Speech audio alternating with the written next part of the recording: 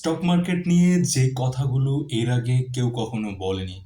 বর্তমানে বাংলাদেশে যে একটা ফাইন্যান্সিয়াল যে একটা হেভিজিবি কন্ডিশন চলতেছে, আহ, এরকম একটা অবস্থায় আসলে আমরা যারা শেয়ারে বিনিয়োগ করেছি সবাই কিন্তু খুবই হতাশাগ্রস্ত অবস্থায় আছি। সো এরকম অবস্থায় আসলে আমাদের কি করা উচিত, কি করণীয়, এসব বিষয় নিয়ে আজকের ভিডিওতে আমি ডিটেলস আলোচনা করব। আমি এনায়েত স্বপন আবার এসেছি নতুন একটি ভিডিও নিয়ে।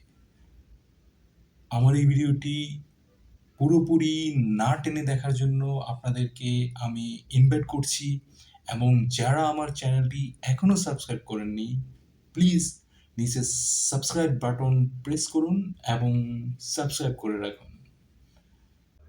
Please subscribe, like, and share for more videos. So viewers, আজকে আমি 5টি বিষয় নিয়ে আলোচনা করব, যে 5টি বিষয় ফলো করলে আপনারা স্টক মার্কেটে লস তো করবেনই না, বরং আশা করা যায় যে আপনারা অনেক লাভবান হতে পারবেন। সো দেরি না করে চলুন মূল আলোচনায় যাওয়া যাক। সর্বপ্রথম যে পয়েন্টটা আমার সেটা হলো যে সবসময় স্রোতের বিপরীতে চলার চেষ্টা করবেন। স্রোতের বিপরীতে মানে কি? স্রোতের বিপরীতে মানে হলো যখন সবাই শেয়ার কেনা শুরু করবে তখন আপনি বিক্রি করবেন, আবার যখন সবাই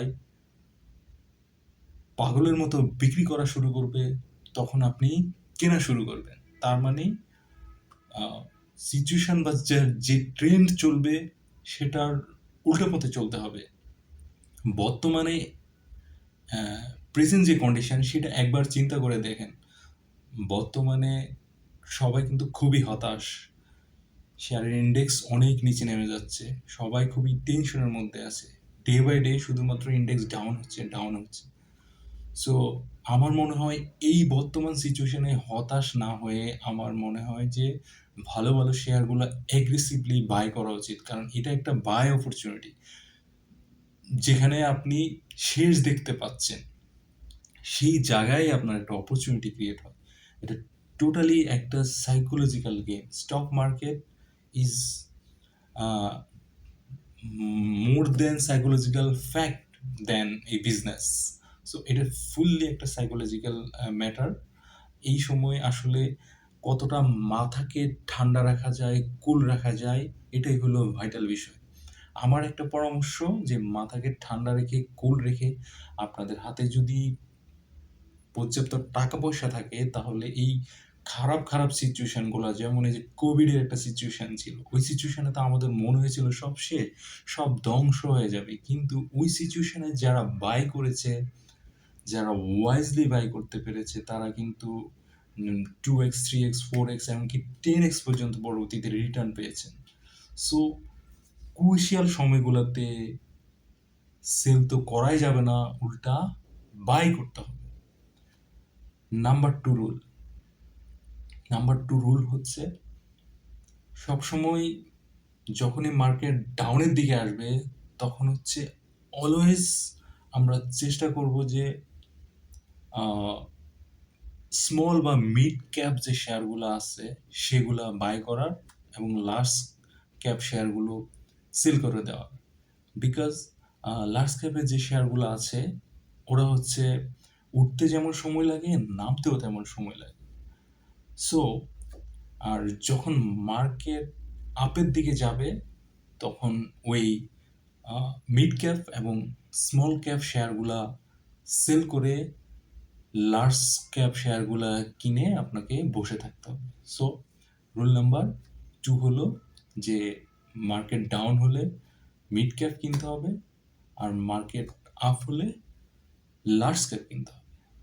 রুল নাম্বার 3, মোস্ট ইম্পর্টেন্ট যে রুলটা, আমি সব সময় যে রুলটা প্রেফার করি সেটা হলো আপনি কখনোই আপনার নেসেসারি বা জরুরি যে টাকা ওই টাকা দিয়ে কখনোই শেয়ার ইনভেস্ট করবেন না। আপনার প্রয়োজন কমপ্লিট হওয়ার পরে অতিরিক্ত যে টাকাটা থাকবে ওই টাকা সবসময় শেয়ার ইনভেস্ট করার চেষ্টা করবেন।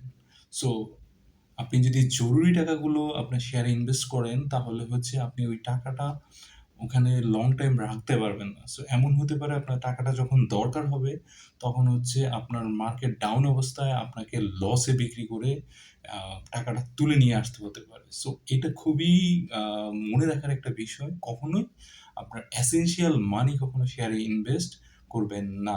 নাম্বার 4 যে রুলটা আমার আ চিন্তায় রয়েছে যে আপনি শেয়ারে ইনভেস্ট করার আগেই ডিসাইড করে রাখবেন যে আপনি ঠিক এই শেয়ারটা থেকে কত পার্সেন্ট গেইন পেতে চান। 50%, 100%, 200%, 300%। সো এটা যদি আপনি ফিক্স করতে পারেন এবং এই লাভের পার্সেন্টেজটাতে যদি আপনি স্ট্রং থাকতে পারেন, এটা আপনাকে বিশাল বড় কাজ দিবে। তো আপনি সবসময় ডিটারমাইন থাকবেন যে এই পরিমাণ লাভ হওয়ার আগে আমি এটা সেল করব না।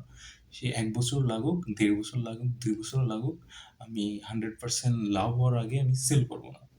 সো এই ডিটারমিনেশনটা আপনাকে অনেক হেল্প করবে আ আপনার আ আ প্রফিট টেক করতে, আপনার শেয়ার বাজারে সাকসেসফুল হতে অনেক হেল্প করবে।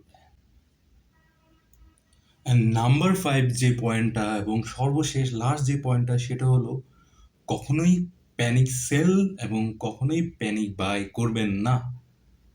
সিচুয়েশন যাই হোক, পরিস্থিতি যাই হোক, মাথা ঠান্ডা রেখে, মস্তিষ্ক ঠান্ডা রেখে যদি আপনার বাংলাদেশের ইকোনমি উপর যদি আস্থা থাকে, বিলিভ থাকে, তাহলে আপনাকে ধৈর্য ধরে সিচুয়েশন নরমাল হওয়ার জন্য অপেক্ষা করতে হবে। কখনো গুজবে কান দিবেন না, কখনো কে কি বলল, কি মা ধ্বংস হয়ে যাবে দেশ, ইকোনমি যাচ্ছে তাই হয়ে যাবে, এগুলাতে কখনোই আপনি মনোনিবেশ করবেন না। অ্যান্ড মোস্ট ইম্পোর্টেন্টলি আ যে বিষয়টা ওয়ারেন বাফেট সাহেবও বলেছেন, ইন্ডিয়ার রাকেশ ঝুনঝুনওয়ালা তিনিও বলেছেন যে, ফিয়ার অ্যান্ড গ্রিড যে বিষয়টা, হঠাৎ করে অনেক ভয় পাওয়া যাবে না, আবার অনেক বেশি লোভও করা যাবে না। এই ২ টা বিষয়কে, ২ টা ইমোশনকে খুব স্ট্রংলি ভালোভাবে হ্যান্ডেল করতে হবে। ২ টা বিষয় যদি হ্যান্ডেল করা যায়, আমরা তাহলে আ এই শেয়ার মার্কেটে সাকসেসফুল হতে পারি। সো ভিউয়ার্স, এই যে আমি যে ৫ টি বিষয় আলোচনা করেছি, আপনারা যদি আ এই ৫ টি বিষয় আ নিজেরা প্র্যাকটিস করতে পারেন এই ৫ টি বিষয় নিয়ে, তাহলে আমার বিশ্বাস যে আপনারা শেয়ার মার্কেটে সাকসেসফুল হতে পারবেন এবং আপনারা আ লস থেকে নিজেরা বাঁচতে পারবেন এবং আপনাদের যে গোল, সেই গোল অ্যাচিভ করতে পারবেন। সো আজ আর নয়, ভালো থাকবেন। দেখা হবে নেক্সট কোনো ভিডিওতে। আমার চ্যানেলটি সাবস্ক্রাইব না করলে এখনই সাবস্ক্রাইব করুন। ভালো থাকবেন সবাই। আল্লাহ হাফেজ, tata. Please subscribe, like, and share for more videos.